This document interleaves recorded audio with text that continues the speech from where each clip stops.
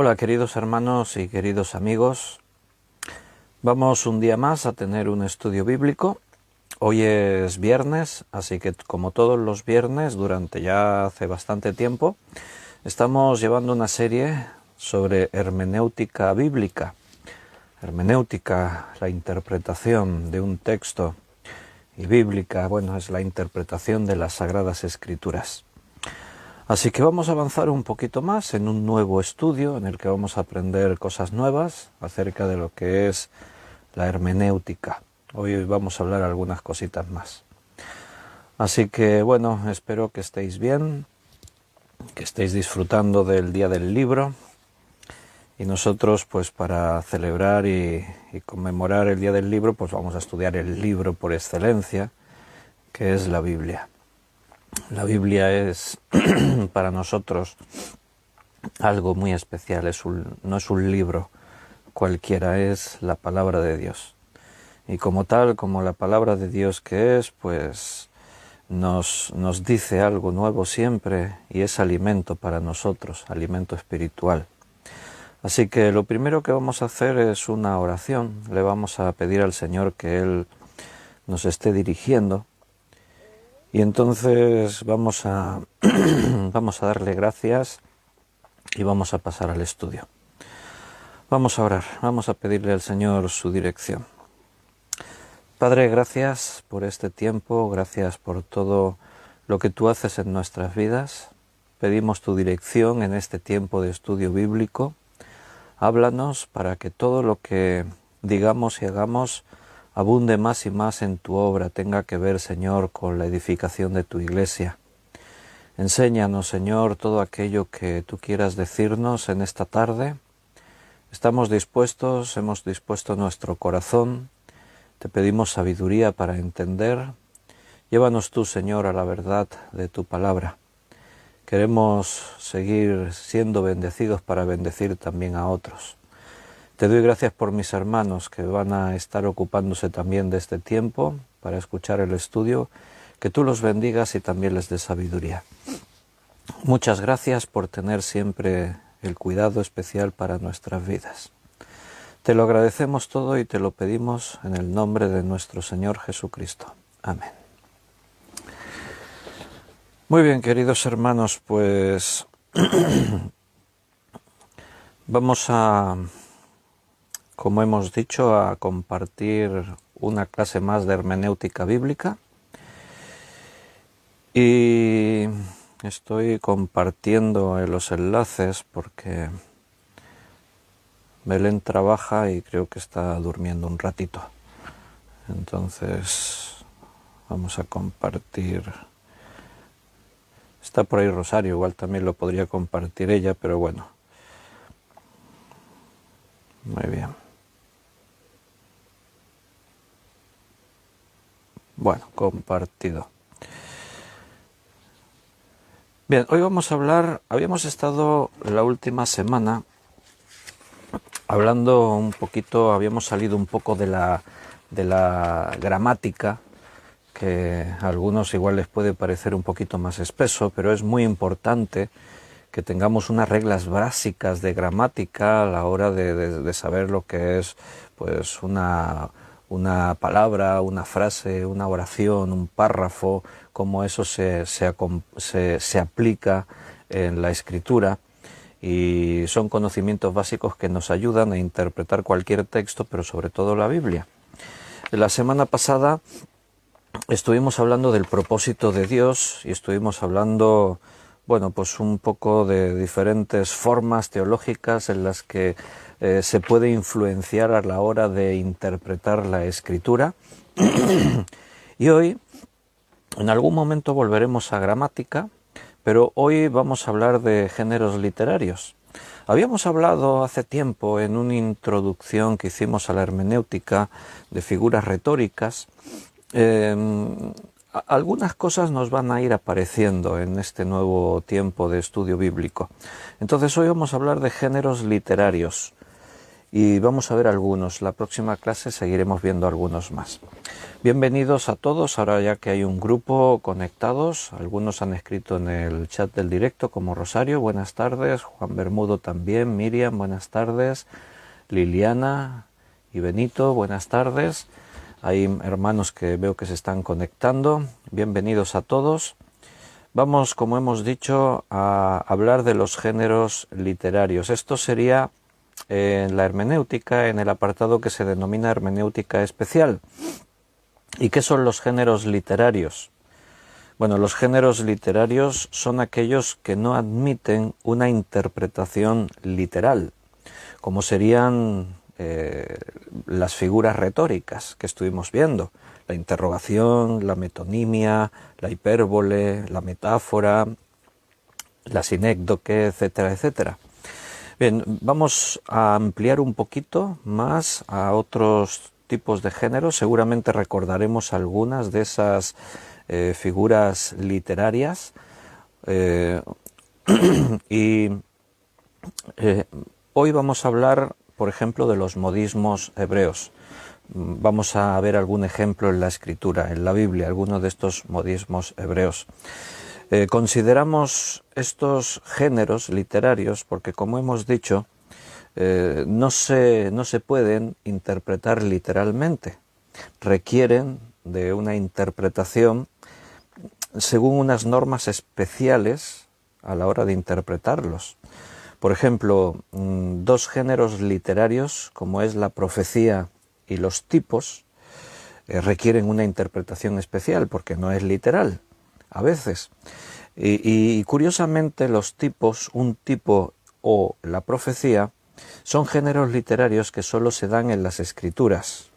Sí, sé que alguno dirá, no, pero profecía hay en muchos sitios, hay gente que ha hecho profecías. Sí, pero hablamos de la profecía verdadera, profecía en término bíblico, profecía como género literario en la escritura. Solamente se da en la Biblia y el tipo solamente se da en la Biblia. ¿Qué era un tipo? Hablaremos también un poquito en otra clase de eso. Pero si recordáis que lo estuvimos viendo como figura retórica, un tipo era una figura que tenía que ver con Cristo. O sea, alguien en el Antiguo Testamento, los tipos se dan en el Antiguo Testamento en relación con Cristo. Por ejemplo, José era un tipo de Cristo, vendido por sus hermanos, conspiran contra él para matarle, baja a lo más profundo de la tierra, en sentido de José es preso en las cárceles de Egipto, en sentido de Jesús es muerto, sepultado, pero desde ahí, desde la parte más baja, va a ser exaltado hasta lo más alto y se va a sentar a la diestra del rey. Eso es un tipo. Solamente en las escrituras se dan los tipos y la profecía verdadera. Entonces, todos estos géneros literarios requieren de normas especiales para interpretarlos. Y eso es lo que vamos a considerar en varias clases, porque es muy importante. Eso da lugar a cometer errores de interpretación. Cuando tú no tienes en cuenta que estos géneros literarios pueden estar escritos de una forma figurada, tienen una intención a la hora de decirlos, o la forma tiene una aplicación dentro de un contexto, como lo que hoy vamos a hablar, los modismos hebreos.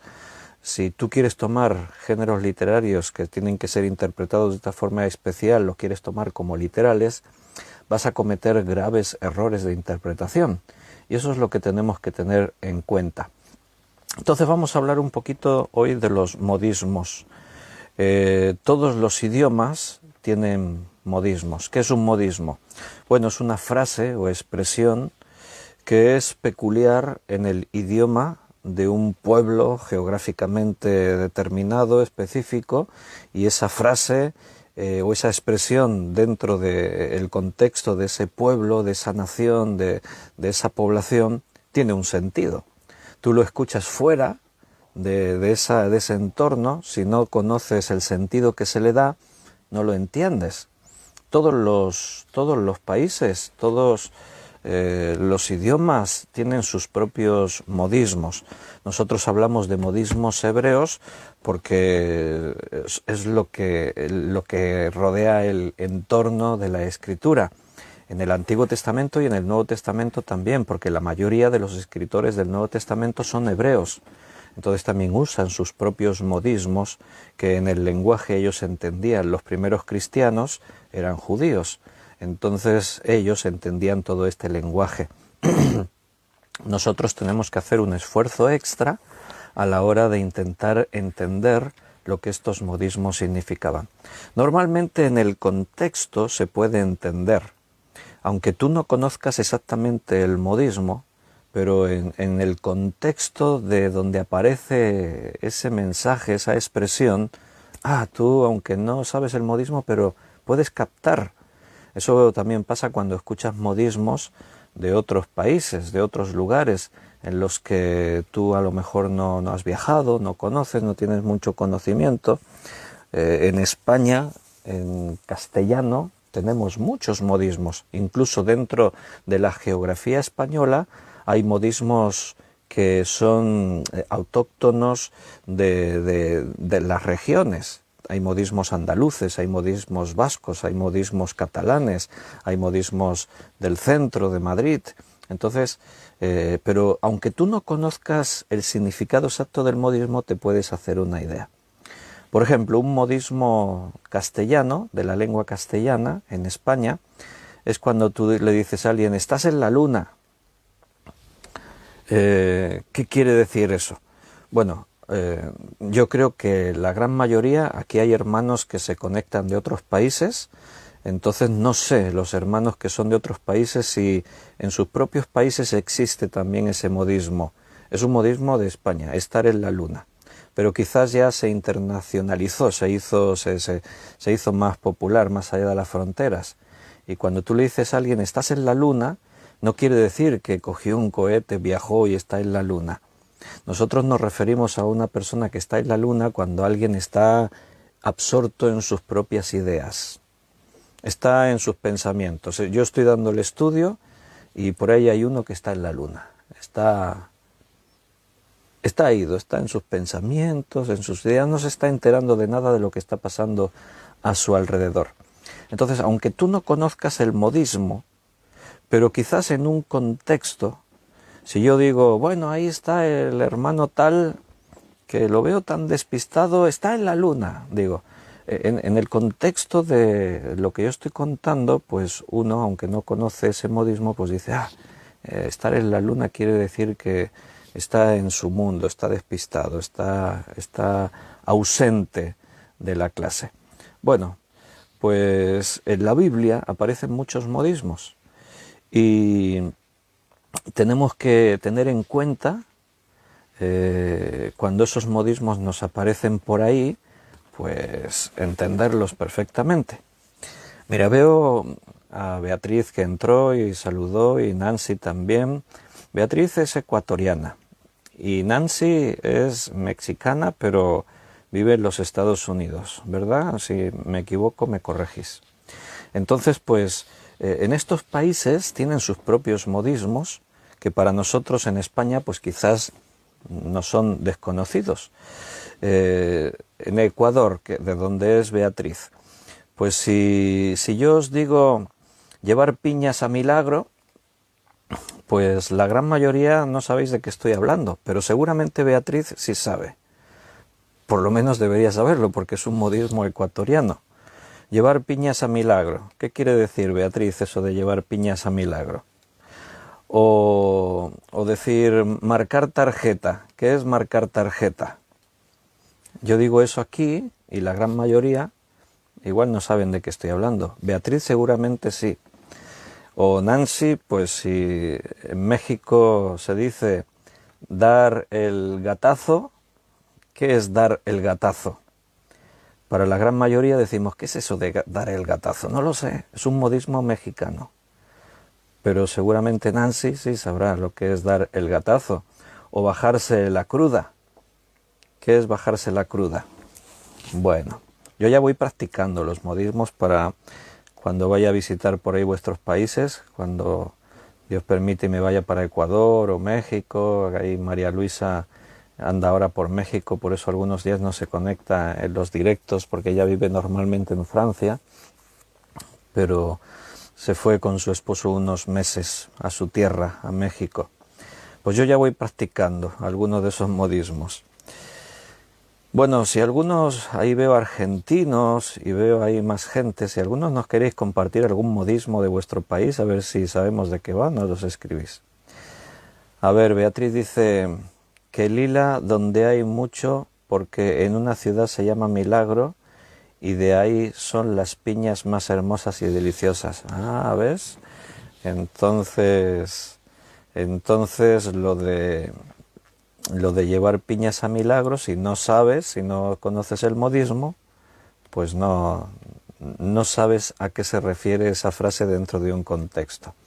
Y Nance dice, soy orgullosa mexicana, nacida en Ciudad de México. Hay muchísimos modismos y muchos albures. Muy bien, la riqueza, ¿no?, de cada idioma, de cada país. Bueno, en México estar chido, o dice está chido, o digo comí chido, o ando chido. ¿Qué quiere decir? Bueno, es un modismo mexicano. A ver si alguien nos escribe modismos por ahí.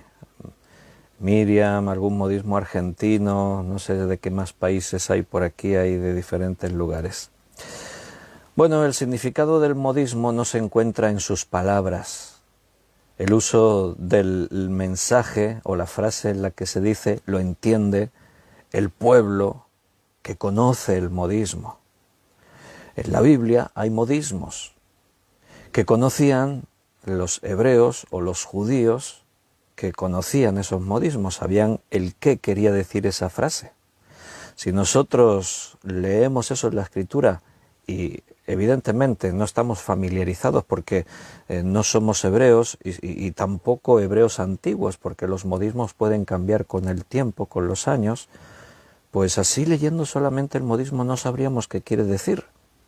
Necesitaríamos profundizar un poco más, estudiar y tratar de averiguar qué quiere decir esta frase. No puedes tomar un modismo literal, porque es un mensaje que se da para las personas que conocen lo que quiere decir esa frase.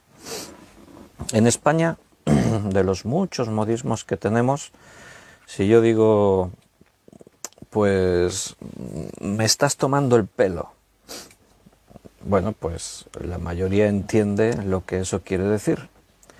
Me estás tomando el pelo, pero si viene un inglés a España que aprendió a hablar español y entonces yo le digo, cuidado que no te tomen el pelo, si no conoce el modismo no sabe a qué me refiero.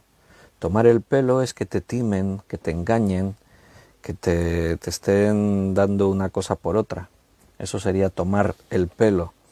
O si yo digo, esto es pan comido, pues alguien que no conoce ese modismo no entiende que me estoy refiriendo a que es algo muy sencillo, muy fácil. Esto es pan comido. Quiere decir, esto es muy fácil. Nosotros utilizamos modismos constantemente, cada uno en nuestro idioma. Y cuando te relacionas con personas que conocen el modismo, hablas coloquialmente y la riqueza de la conversación es mayor. Pero cuando aparece alguien por ahí de otro país, de otro lugar, que no sabe de qué estás hablando, y tú le dices, esto es pan comido, se te queda así mirando, ¿qué? ¿Qué quiere decir? Bueno, o si tú le dices, tú hablas hasta por los codos. Hablar por los codos quiere decir que hablas mucho, Pero alguien que no está familiarizado con el modismo, si tú le dices hablar por los codos, dices, ¿cómo hablar por los codos? ¿Qué quiere decir eso? Los codos no hablan. Bueno, ¿qué más? ¿Qué más modismos? Así aquel que dice, no está el horno para bollos. ¿Qué quiere decir no está el horno para bollos? ¿O tirar la casa por la ventana? ¿Qué quiere decir? Bueno, no está el horno para bollos, pues se puede referir a que no es el momento más oportuno. no es la situación más adecuada. Igual querías hablar con tu pareja sobre un tema delicado, pero el día fue muy malo y están muy alterados los ánimos y dices, mira, mejor lo dejamos para otro día, que hoy no está el horno para bollos. Pero si tú se lo dices eso a una persona de otro país que no está familiarizado con esa expresión, pues dirá, ¿cómo que no está el horno para bollos? ¿Qué quiere decir? ¿Ahora te vas a poner a hacer pastelería, a cocinar bollos? Normalmente estos modismos tienen una lógica, porque decir no está el horno para bollos quiere decir que cuando tú vas a cocinar, si el horno está muy flojo de temperatura, no metas los bollos dentro, no se van a cocinar bien. Si está demasiado fuerte, tampoco. El horno tiene que estar a una temperatura adecuada. Yo fui pastelero durante 11 años. Entonces, precisamente los bollos, o en francés diríamos los brioches, pues la masa tiene que leudar, tienen que ponerse bien esponjosa, y el horno tiene que estar a la temperatura adecuada. Si no, cuando tú metes los bollos que están así ya leudados, fermentada la levadura, leudados, si la temperatura del horno no es la adecuada, ¿sabes lo que le puede pasar a los bollos? Que se bajen, se aplasten y se queden ahí como una torta dura y después no te lo puedes comer. El horno tiene que estar adecuado para los bollos. Muchos de estos modismos salen de las profesiones artesanales que todo el mundo conocía. Tal para cual, eso lo entendemos aquí también. Es un modismo que se entiende aquí, lo usamos aquí perfectamente. Me vendes gato por liebre, ese modismo también es también en castellano, en español también lo entendemos. De tal palo tal astilla, también, esos lo entendemos. Muchas veces he tratado de traducir nuestros modismos al inglés y no es lo mismo. Claro, no sé si pase lo mismo en el RTO, algo no se escribió ahí bien. Bueno, entendido, claro, perfecto. Nancy vive en los Estados Unidos y claro, ahí hablan inglés. Y cuando tú quieres decir un modismo traducido al otro idioma no es lo mismo. Aparte que los que lo escuchen no van a entender a qué te estás refiriendo. Bueno, de México, por ejemplo, un modismo, hebreo sí. En México un modismo sería rifarse por la banda, ¿verdad? Rifarse por la banda es mexicano, aquí en España no lo utilizamos. Así que si yo digo rifarse por la banda, muchos no sabrán a qué me estoy refiriendo. O en Ecuador, si yo digo chuya vida, tampoco la mayoría entendemos qué quiere decir eso, pero es un modismo ecuatoriano. O si digo hacer la casita, es un modismo ecuatoriano. Aquí en España no sabemos hacer la casita, ¿qué quiere decir eso? Bueno, importante la parte que nos toca al estudiar las escrituras, los modismos hebraicos, porque si yo estoy en una conversación coloquial con alguien y resulta pues que no entiendo bien lo que me dicen, pues pregunto, nos reímos y eso significa y tal, pero cuando estudiamos la Biblia podríamos caer en errores doctrinales. Entonces eso sí es importante. Vamos a ver 4 modismos hebreos de los más comunes que aparecen en las Escrituras. Los vamos a repasar un poquito así. Y así nos metemos en la Biblia y también vamos recibiendo el alimento espiritual que viene de la palabra. Entonces, el primer modismo, así de los 4 más populares que puede haber en la Biblia, más comunes, el primero que vamos a considerar es la expresión para siempre. Cuando tú lees en la Biblia para siempre, ¿qué entiendes? A ver, ¿te suena algún versículo, algo que diga, aparezca ahí la expresión para siempre? Cuando tú lees para siempre, ¿qué entiendes? De hecho, en la Biblia tiene 2 significados. Uno sería literal en el sentido del contexto donde aparece, y otro sería como modismo hebraico. Entonces hay que saber diferenciar cuando es un modismo hebraico y cuando es una lectura literal según el contexto en el que ha aparecido. Vamos a ver algunos ejemplos. Primera de Tesalonicenses 4:17, porque primero, el primer ejemplo que vamos a ver, los primeros textos que vamos a ver es cuando la Biblia se refiere a para siempre como algo eterno, para toda la eternidad. Mira, ahora se nos acaba de añadir Luz Bañuelas. Hemos estado hablando de modismos en cada idioma, ya te escucharás el estudio desde el principio, y hablábamos de modismos mexicanos. Y entonces pues Luz, que vive en México, pues ella va a saber. Yo había dicho alguno, no me han comentado nada. Yo he buscado en internet, porque yo no he estado nunca en México, pero yo he buscado en internet y he visto modismos mexicanos como dar el gatazo. ¿Qué es eso de dar el gatazo, Luz? O bajarse la cruda, o si dices está chido, o comí chido, ¿no? Por ejemplo, o rifarse por la banda. Entiendo que son modismos, si Google no me engañó, son modismos mexicanos. También hemos visto ecuatorianos, hemos visto españoles. Bien, íbamos a leer en Primera de Tesalonicenses 4:17. Porque estamos viendo cuando la Escritura usa la expresión para siempre, refiriéndose a algo literal según el contexto. En este caso se referiría para toda la eternidad, como dice aquí en Primera de Tesalonicenses 4:17. Luego nosotros, los que vivimos, los que hayamos quedado, seremos arrebatados juntamente con ellos en las nubes para recibir al Señor en el aire, y así estaremos siempre con el Señor. Estaremos siempre con el Señor. Ahí, según el contexto, se entiende que se está refiriendo a la eternidad, porque está hablando del arrebatamiento, de ir con el Señor ya resucitados o arrebatados a su presencia, y decir en ese contexto, y así estaremos siempre con el Señor. Esto es literal, se está refiriendo a siempre en el contexto de la eternidad. ¿Verdad? ¿Está claro? Bien, vamos a ver otro ejemplo. Segunda de Corintios 9:9, en el mismo sentido, de algo que se refiere eterno. Bueno, ahí Luz me confirma, chido,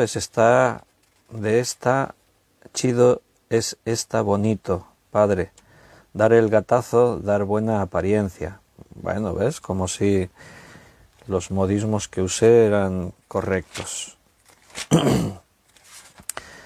Decía, yo ya voy practicando para cuando os vaya a visitar por ahí a México, a Ecuador, a esos países que estáis por allá, pues para ir aprendiendo cosas y no meter la pata luego.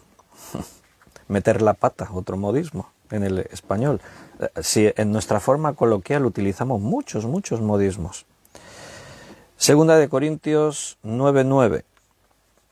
Como está escrito, repartió, dio a los pobres, su justicia permanece para siempre. Para siempre. Aquí para siempre sigue siendo literal. La justicia de Dios es eterna. Es para siempre.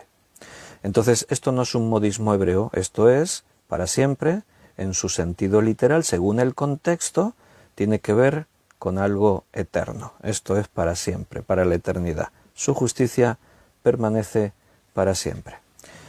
Primera de Pedro 1:21. Primera de Pedro 1:21.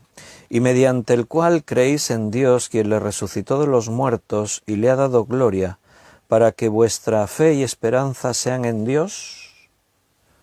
Estoy leyendo en Primera de Pedro 1:21. Espérate, igual era Segunda de Pedro, me lo apunté más.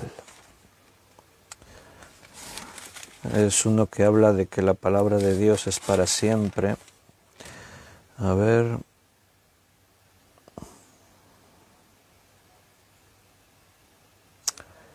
No, este tampoco. Primera de Pedro. Bueno, no sé, se me fue, pero era otro ejemplo para ver que el texto se refiere a que la palabra de Dios es para siempre. Espérate a ver si lo encuentro por aquí. Sí, Primera de Pedro 1:25, tiene que ser este, lo leí mal yo.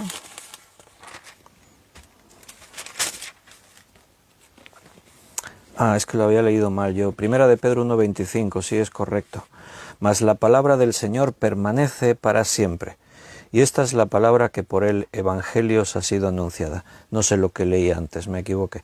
Primera de Pedro 1:25, mas la palabra del Señor permanece para siempre. Aquí la expresión permanece para siempre quiere decir que es eterna. Cristo dijo que todas las cosas pasarían, pero su palabra no pasaría jamás. La palabra de Dios permanece para siempre. Sus promesas, si Él nos prometió que estaríamos con Él toda la eternidad, que moraríamos en su presencia toda la eternidad, de esa palabra, evidentemente, se va a mantener para siempre, toda la eternidad, porque es una promesa eterna. Tiene que ver con el cumplimiento de lo que Él mismo ha prometido. Entonces, aquí no es un modismo, es literal. La palabra del Señor permanece para siempre.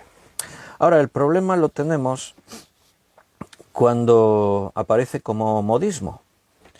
Cuando leemos como modismo para siempre, a veces no se refiere a lo eterno, sino que se refiere a la vida aquí en la tierra. Vamos a ver un par de ejemplos. Uno se encuentra en Deuteronomio, capítulo 15. En Deuteronomio, capítulo 15, leeremos el versículo del 12 al 18. Deuteronomio 15, del 12 al 18. Es sobre las leyes de los esclavos. Vamos a leer así todo este pasaje en contexto, porque el versículo en el que aparece el modismo está ahí en el versículo 17, pero para ver todo el contexto, desde el versículo 12, de Deuteronomio 15, versículo 12. Si se vendiere a ti tu hermano hebreo o hebrea, y te hubieres servido 6 años, al séptimo le despedirás libre.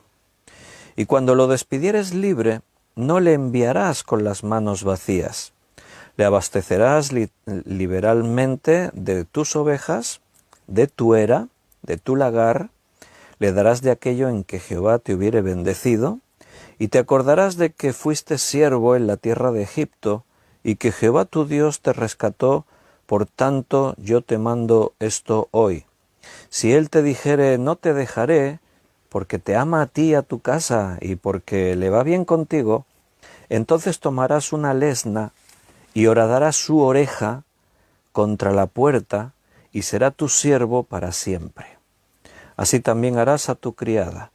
No te parezca duro cuando le enviares libre, pues por la mitad del costo de un jornalero te sirvió 6 años, y Jehová tu Dios te bendecirá en todo cuanto hicieres. Bien, leyes sobre la esclavitud. En este tiempo, durante muchas épocas, aún hoy en algunos lugares del mundo, aún existe la esclavitud, aunque parezca una barbaridad, existe.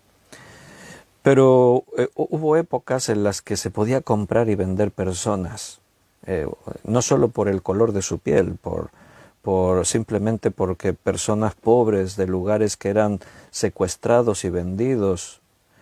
Y en el contexto bíblico también, los hebreos también compraban esclavos.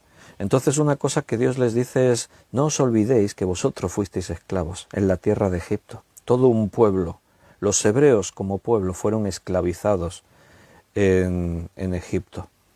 Bueno, pues ellos ya fueron libres, y ahora que sois libres no os olvidéis que fuisteis esclavos, porque como libres pueden comprar esclavos. Está bien, establezcamos un orden. Tú tienes esclavos, pero no es justo que una persona sea esclava. Así que Dios establece un orden.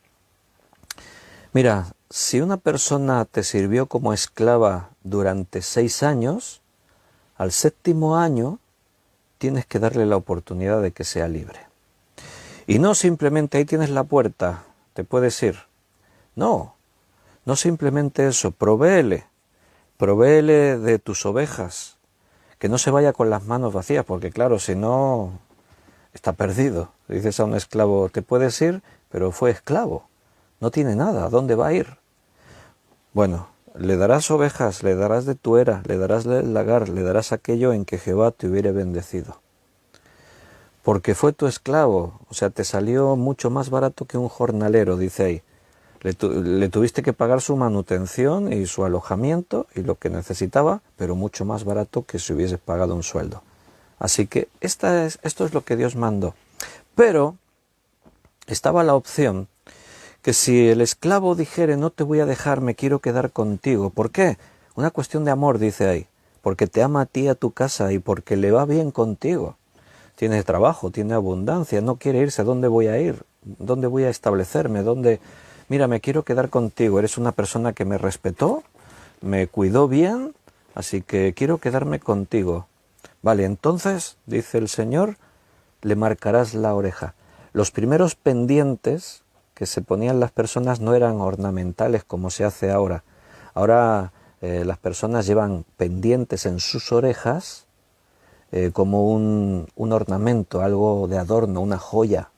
Pero los primeros pendientes eran símbolo de esclavitud. Hay algunos por ahí que dicen, no, yo no me pongo pendientes ni a mis hijos les pongo porque es un símbolo de esclavitud. Hoy en día no es símbolo de esclavitud, lo fue años ha. Pero ella no, hoy es ornamental. Entonces, si te pones pendientes bien y si no te pones, no.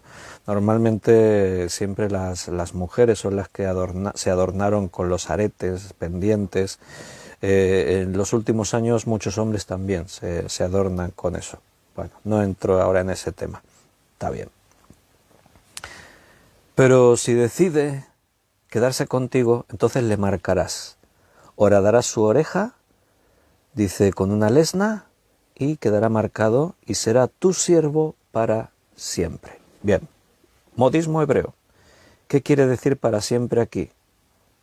Bueno, hemos visto que en la Biblia, literalmente, si tú dices para siempre, como nosotros, nuestra vida no termina en este mundo, sino que se extiende por toda la eternidad para siempre, y estaremos para siempre con el Señor.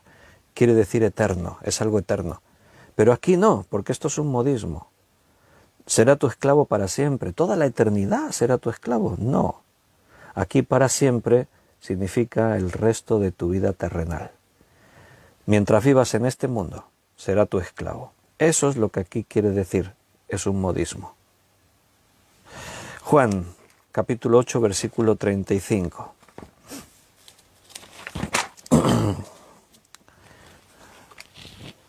Juan 8:35.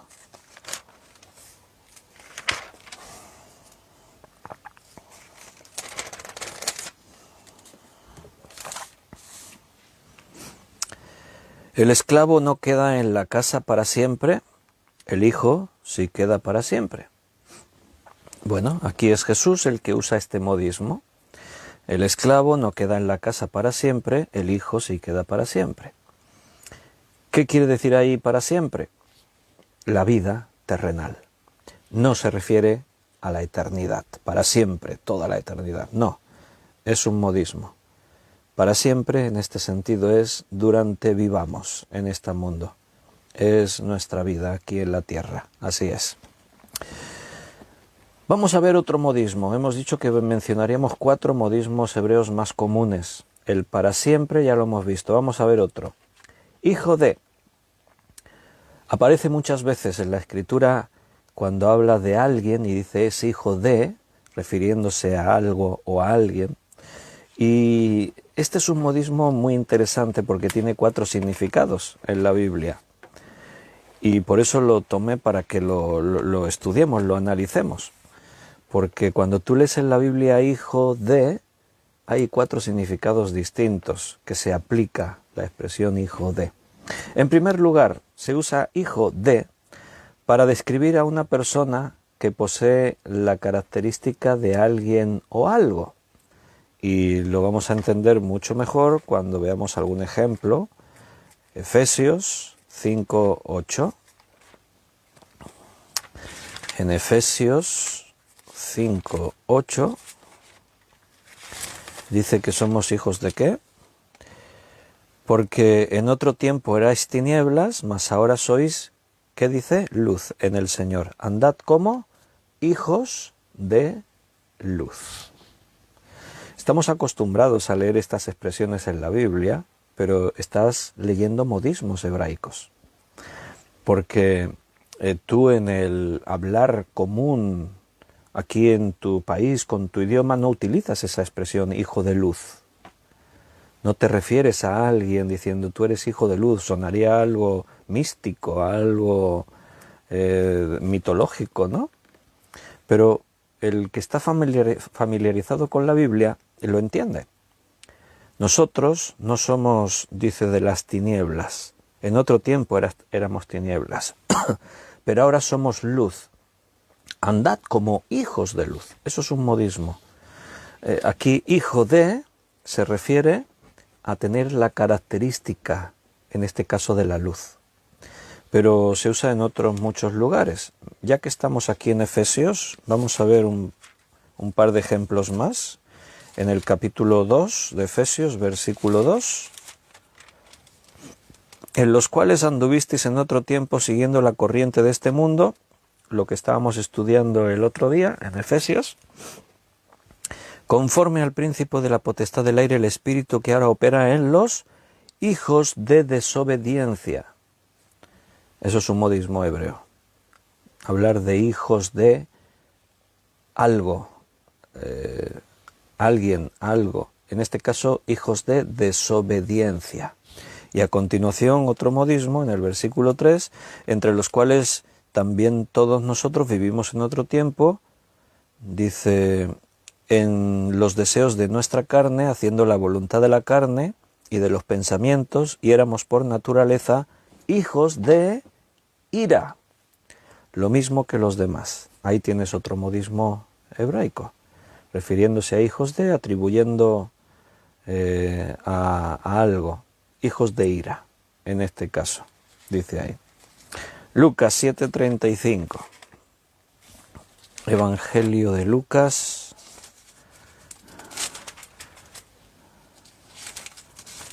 capítulo 7, versículo 35. Mas la sabiduría es justificada por todos sus hijos. Hijos de la sabiduría. Anda, ¿habías escuchado este modismo hebraico en la Biblia? Mas la sabiduría es justificada por todos sus hijos. ¿Notas? Normalmente en el español no utilizamos esa expresión para referirnos a decir este es hijo de la justicia, este es hijo de la sabiduría. No es una forma común de hablar en el castellano aquí en España, supongo que en otros países tampoco. Decir, este es hijo del día o este es hijo de la noche, suena como un tanto extraño, ¿no? Pero para un hebreo es totalmente normal hablar de hijos de, refiriéndose así a estas cosas. En este caso, hijos de la sabiduría. Aquí mismo en Lucas, un poquito más adelante, en el capítulo 10, versículo 6, 10:6, y si hubiera allí algún hijo de paz, vuestra paz reposará sobre él, y si no, se volverá a vosotros. Hijo de paz. ¿A qué se refiere? ¿A quién se refiere? Al decir, y si hubiere allí, está diciendo, cuando vayáis a algún lugar, Jesús ha enviado a 70 discípulos a que recorran las tierras de Galilea, predicando el Evangelio del Reino. Y entonces le da instrucciones, le dice lo que tiene que hacer. Les advierte, os envío como ovejas en medio de lobos. No llevéis bolsa, ni alforja, ni calzado, ni a nadie saludéis por el camino, o sea, no os entretengáis, id a vuestra misión. En cualquier casa donde entréis, primeramente decid, paz sea esta casa, y si hubiere allí algún hijo de paz, ahí está, entonces reposad en ese lugar. ¿A qué se refiere con un hijo de paz? En el contexto se entiende el modismo, ¿verdad? Personas pacíficas, probablemente se refiere a creyentes. Por eso saludad de esta forma. Paz sea a esta casa. Según cómo respondan. No hace mucho hablábamos de la forma de saludarnos porque estábamos estudiando ahí en Efesios, ¿no? La gracia y paz de nuestro Señor Jesucristo sea con todos vosotros.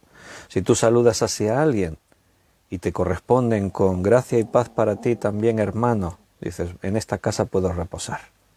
Pero si saludas a alguien así, gracia y paz para ti, y te responden, ¿tú de dónde te has escapado? ¿Eres un beato, un religioso? ¿Qué es lo que eres? En esa casa no reposes. Bien, ahí tenéis otro ejemplo de modismo refiriéndose a alguien como hijo de, en este caso hijo de paz. Si hubiese allí algún hijo de paz. Había un libro por ahí cristiano que escribió un misionero que se titulaba así, Hijo de Paz, pero no se refiere a este versículo. Era por una historia que ocurrió en unas tribus. Si tenéis ocasión de leerlo, ese libro es un libro antiguo de la literatura cristiana evangélica, escrito por un misionero que conoció un caso de dos tribus que se odiaban a matar y tal, y este misionero intentaba crear paz entre ambos y fue muy difícil y al final un bebé tuvo que ver con todo eso. No os desvelo la historia. Si tenéis ocasión es muy interesante leerlo. Hoy que es el día del libro hay que leer. Bien, ¿qué más? Un ejemplo más. Venga, Marcos, capítulo 3, versículo 17. Os estoy mostrando muchos ejemplos de esto de hijo de, para que veáis que son modismos muy extendidos en la Biblia, solo que a veces si no lo pensamos no te das cuenta. Según el contexto pues ya lo vamos interpretando, espero que correctamente, pero no en todos los casos es fácil. Así que, pues sí, no saludéis a nadie por el camino, dice Rosario, es un modismo, muy bien observado, porque si tú no conoces ese modismo, dices, qué antipáticos. No saludéis a nadie por el camino.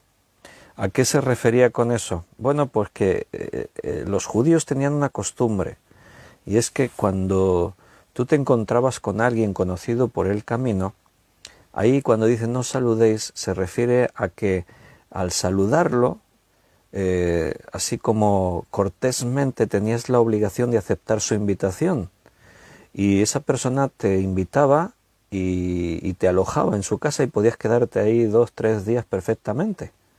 Entonces, el no saludéis a nadie por el camino se refiere a eso. No a que si ves a un conocido haces así y miras para otro lado. No, no se refería a eso, es un modismo muy bien observado, porque era el saludar ahí era el pararte a hablar con esa persona y a recibir alojamiento.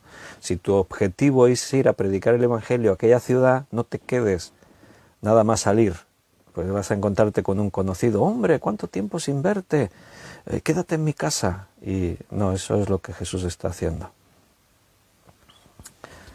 Muy bien observado. Y vamos a leer Marcos 3:17. A Jacobo, hijo de Zebedeo, y a Juan, hermano de Jacobo, a quienes apellidó Boanerges, esto es, hijos del trueno. Ahí a los dos hijos de Zebedeo, Juan y Jacobo, se les llamaba hijos del trueno.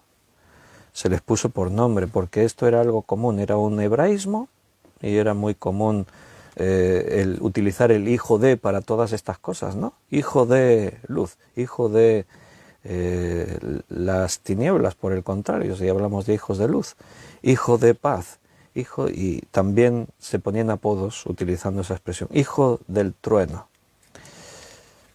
En Hechos 4:36 tenemos otro ejemplo.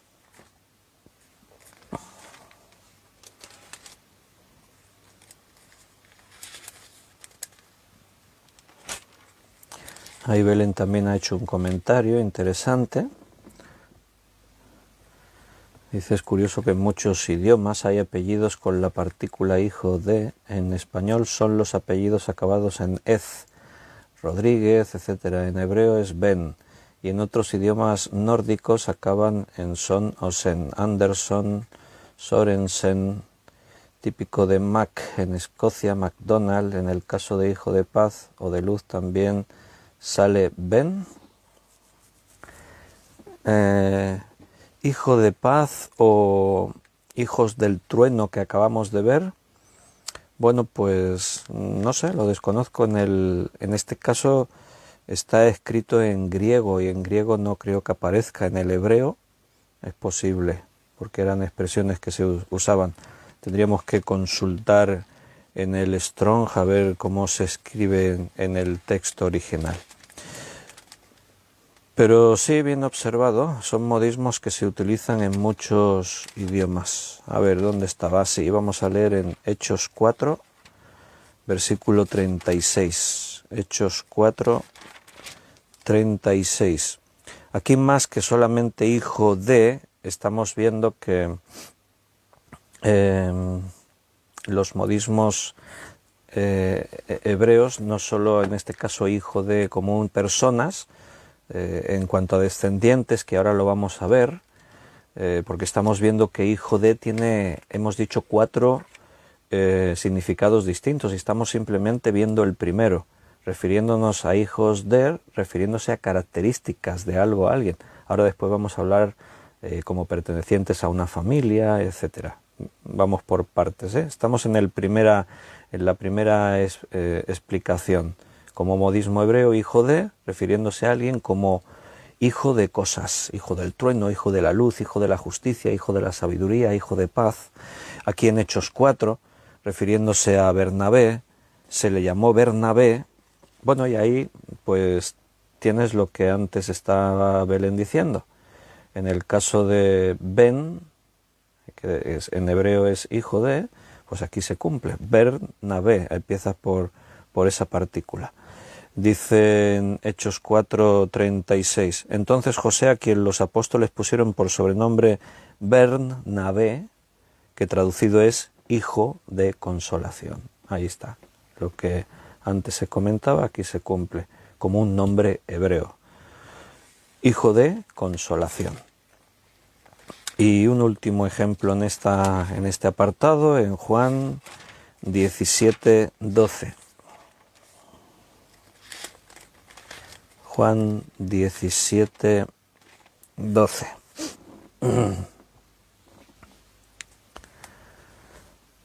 Cuando estaba con ellos en el mundo, yo los guardaba en tu nombre. A los que me diste yo los guardé y ninguno de ellos se perdió, sino el hijo de perdición, para que la escritura se cumpliese. Se refiere a Judas y se le llama hijo de perdición.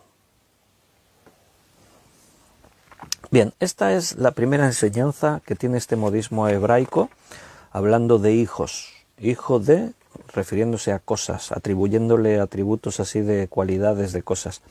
Pero después otro significado es al pertenecer a una familia, pero en sentido espiritual. Pertenecer a la familia en el sentido espiritual de la fe. Por ejemplo, para entenderlo mejor, Gálatas, capítulo 3, versículo 7. Gálatas 3, 7. Sabed, por tanto, que los que son de fe, estos son hijos de Abraham. O sea, la Biblia dice que tú y yo somos hijos de Abraham. Entonces se utiliza el hijo de como un hebraísmo, refiriéndose a alguien que en realidad no es nuestro padre. Abraham no es nuestro padre, ni siquiera a lo mejor somos descendientes de judíos, de hebreos. Pero se nos dice que por la fe. Entonces el hijo de se atribuye a alguien que pertenece a la familia espiritual. Y este también es un modismo que utiliza la Biblia. Hijos de Abraham, por ejemplo. Pero también tiene el significado de alguien que es discípulo de otro. O sea, el hijo de se refiere a los seguidores o discípulos de una persona. Por ejemplo, Jesús utilizó este modismo hebraico en Mateo, capítulo 12, en el versículo 27. pero para situarnos en el contexto vamos a leer del versículo 22. De Mateo 12, del 22 al 32. El modismo está en el 27. Como hijo de, ahí, ¿a quién se refiere? Leemos. En Mateo 12, 22. Entonces fue traído a él un endemoniado ciego y mudo y le sanó de tal manera que el ciego y mudo veía y hablaba. Y toda la gente estaba atónita y decía, ¿será este aquel hijo de David? Bueno, ahí tienes, hijo de David, otra forma de el modismo, hijo de. Ese es el tercero que vamos a ver ahora, en el cuarto lugar, el significado. Mas los fariseos al oírlo decían, este no echa fuera a los demonios, sino por Beelzebú, príncipe de los demonios.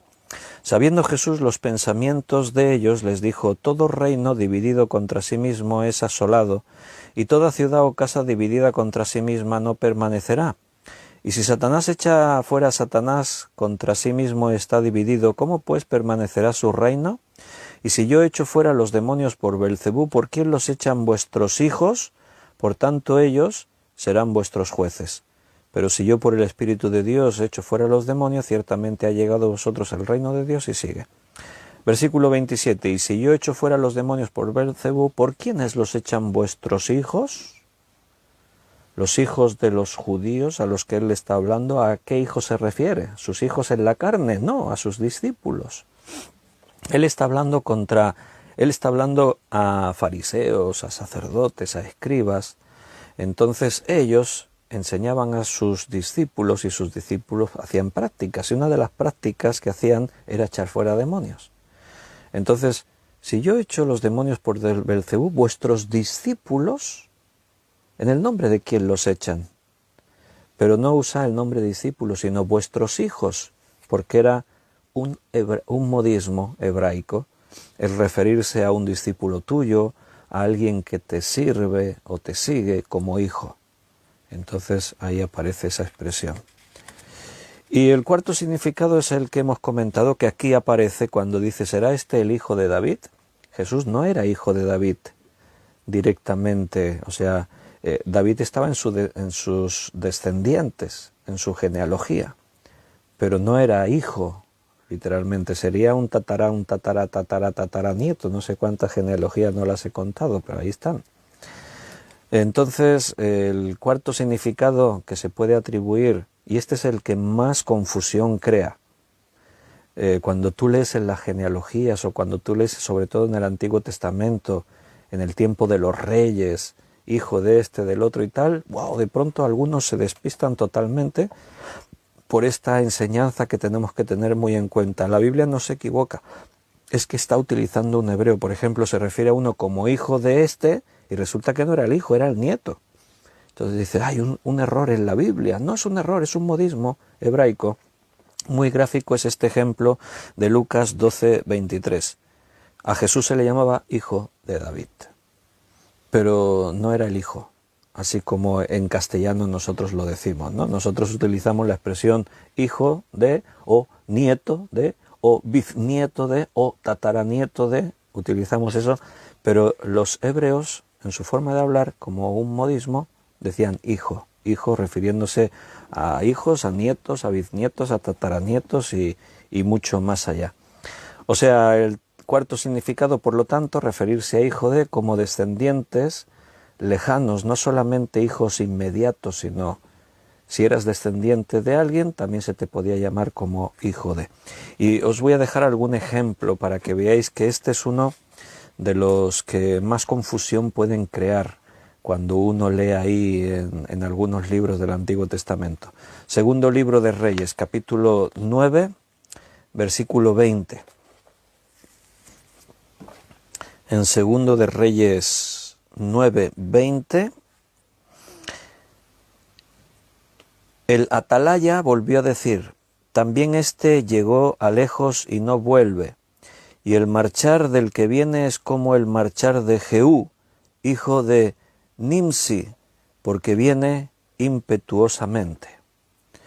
Bien, bueno, es una escena en una historia, no entro ahora en eso. Pero si yo os pregunto, ¿de quién era hijo Jehú? Según este versículo. Jehú, ¿cómo se llamaba su padre? Dice de Jehú, hijo de Nimsi. Entonces tú te lees este versículo y dices, Jehú era hijo de Nimsi. Pregunta de concurso de estos de juego evangélico. Ahí están las cartas y te preguntan un día una carta. ¿De quién era hijo Jehú? Y tú te acuerdas del estudio de hermenéutica y dices, Nimsi. Bueno, si respondes eso es que no escuchaste la segunda parte del estudio.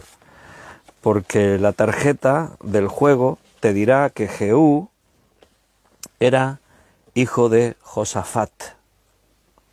Tú dices, anda, pues si ahí pone Jehú, hijo de Nimsi. No. Este era su abuelo. Aquí te lo dice así, ¿no? Nimsi era el abuelo de Jehú. ¿Y cómo lo sé yo entonces eso? Contexto. Versículo 2 de este capítulo 9. Cuando llegues allá verás allí a Jehú, hijo de Josafat, hijo de Nimsi. O sea, Jehú es hijo de Josafat, Josafat es hijo de Nimsi.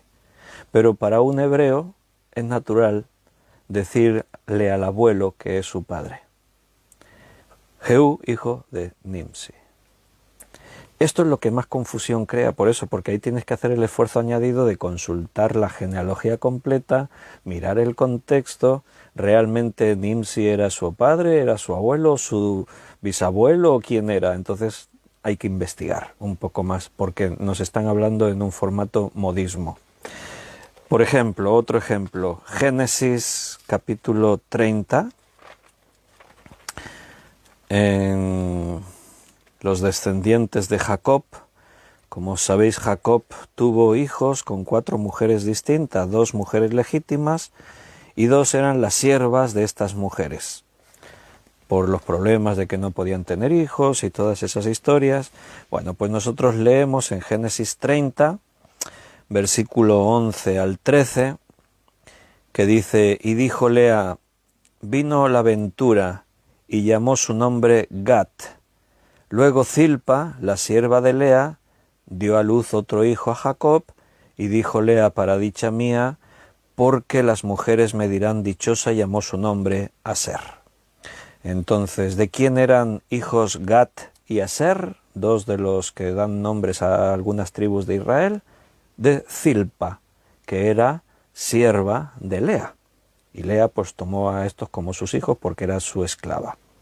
Entonces sabemos que Gad y Aser fueron los 2 hijos que tuvo Zilpa. Ahora bien, si tú no conoces este pasaje y directamente te pusiste a leer en Génesis 46, versículo del 16 al 18,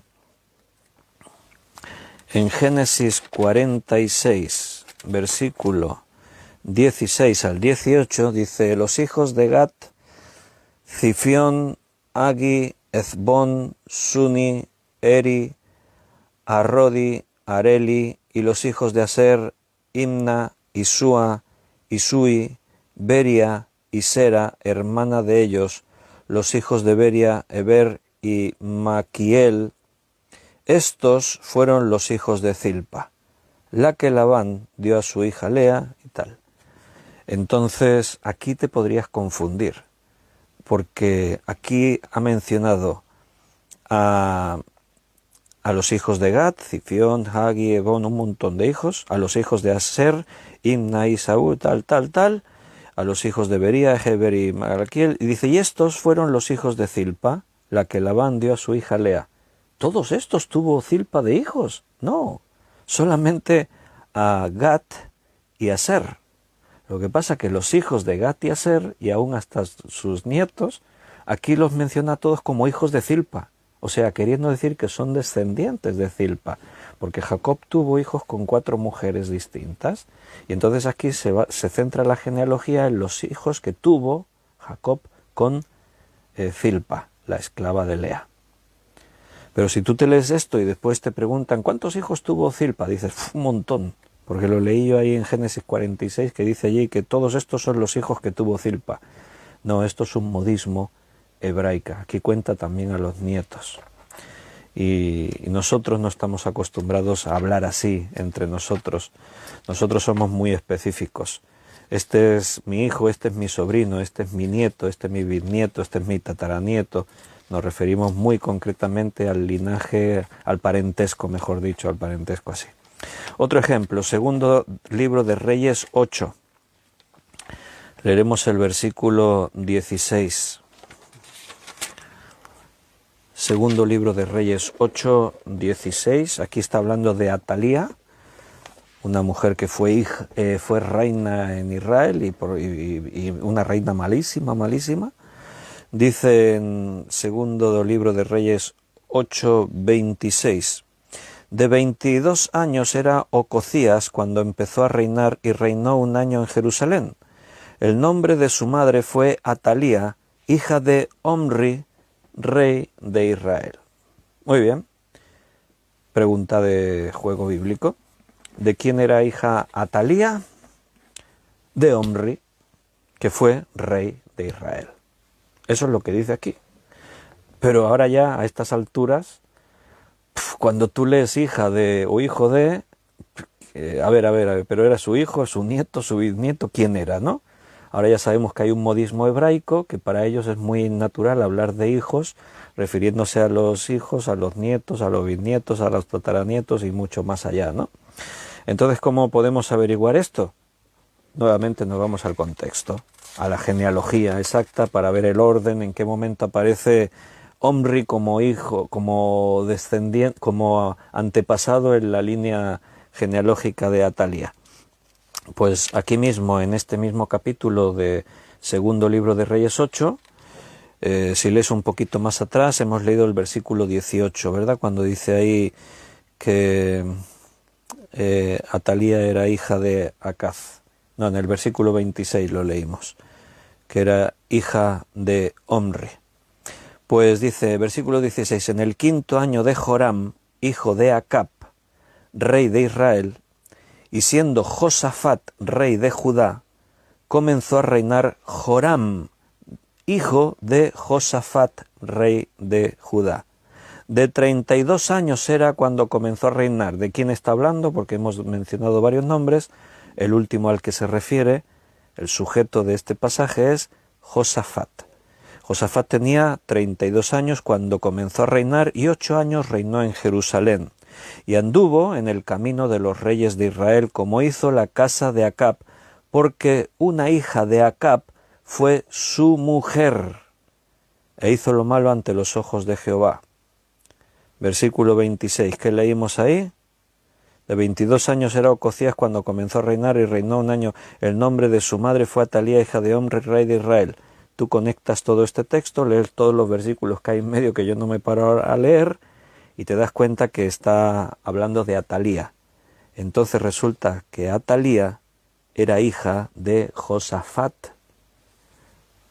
Omri no era su padre.